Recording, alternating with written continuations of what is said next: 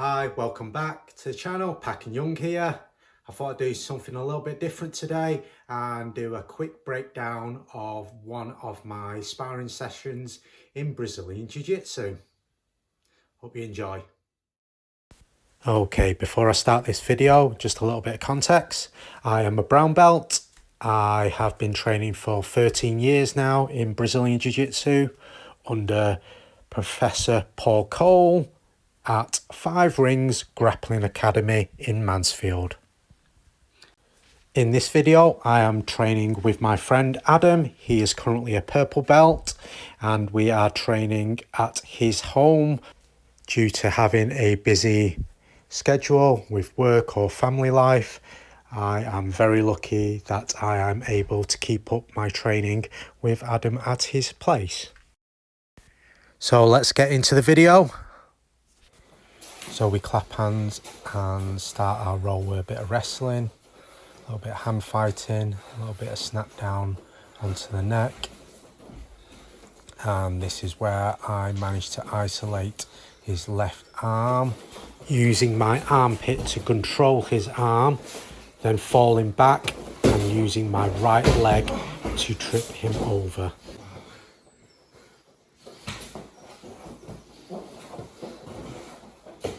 We come off camera here, but Adam does a great job of wrestling up.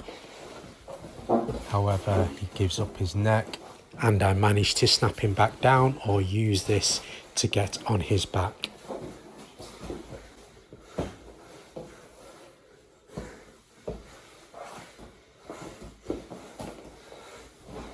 Adam does a great job defending his back.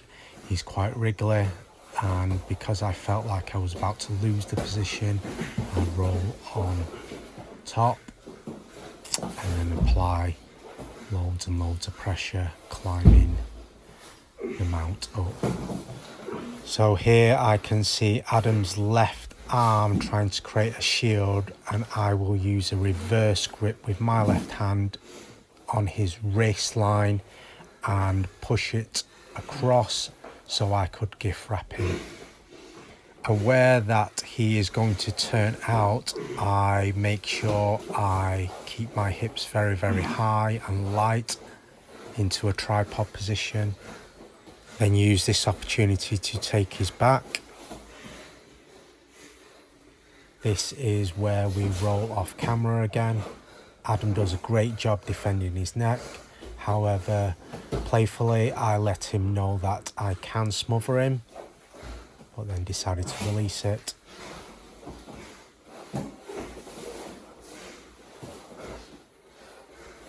Here, I always make sure I have some sort of seatbelt grip, which allows me to continue to take Adam's back.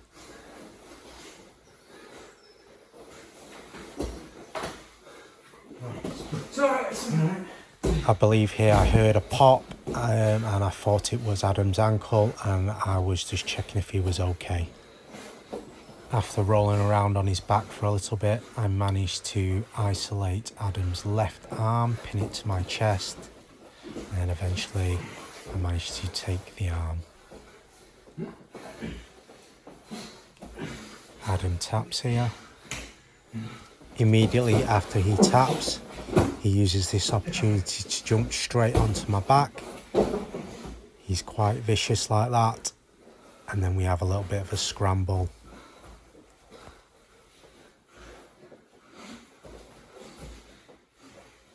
Here I just simply push on Adam's head to keep him at a distance.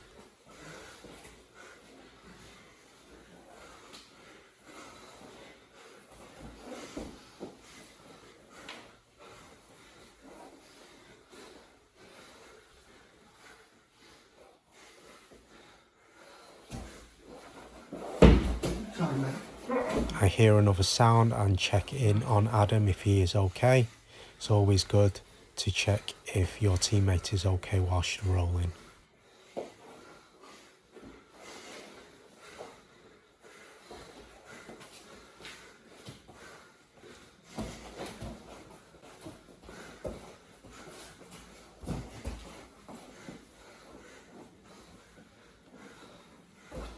Adam does a great job of settling his weight down onto my knees and then pinning my knees together, which allows him to isolate my legs and get on top.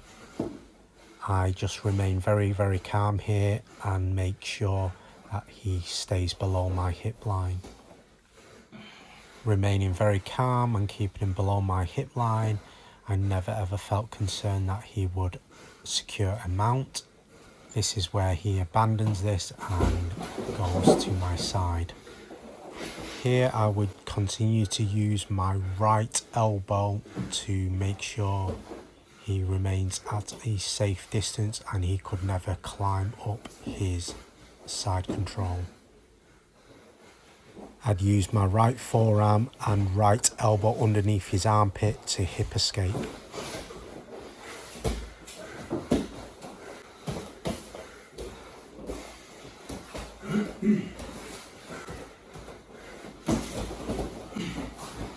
Adam relentlessly pins my hips into a tripod position and runs around my legs, passing with my guard. This is where I place my right hand underneath Adam's armpit and try to hip escape. However, my hand slips, whereby I nearly gave up my back. Immediately turning back into him, Adam uses this opportunity to pass my knees and get on mount. Great job. Now to secure this mount, Adam grapevines my legs. I do a quick bump here to make sure my hands are back on his hip line. Adam constantly tries to go underneath my elbows and arms. Notice how I relax my legs, making sure it's very heavy, making it more difficult for Adam to climb his hips up.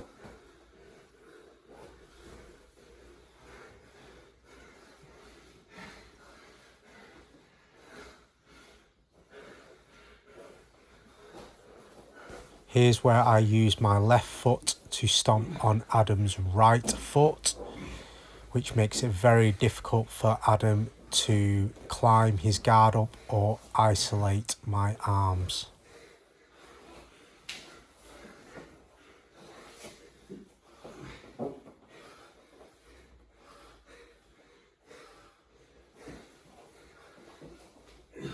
I remain calm as Adam continues to try to go underneath my elbows.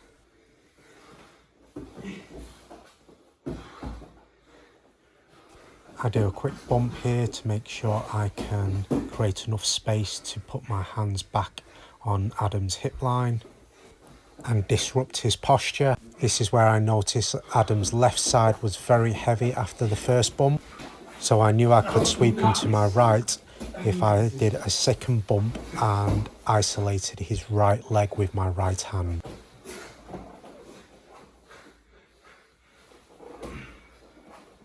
After successfully sweeping Adam, I applied loads of pressure and started to threaten his neck with a guillotine, slowly climbing onto mount, pushing his legs out of the way and eventually getting the tap.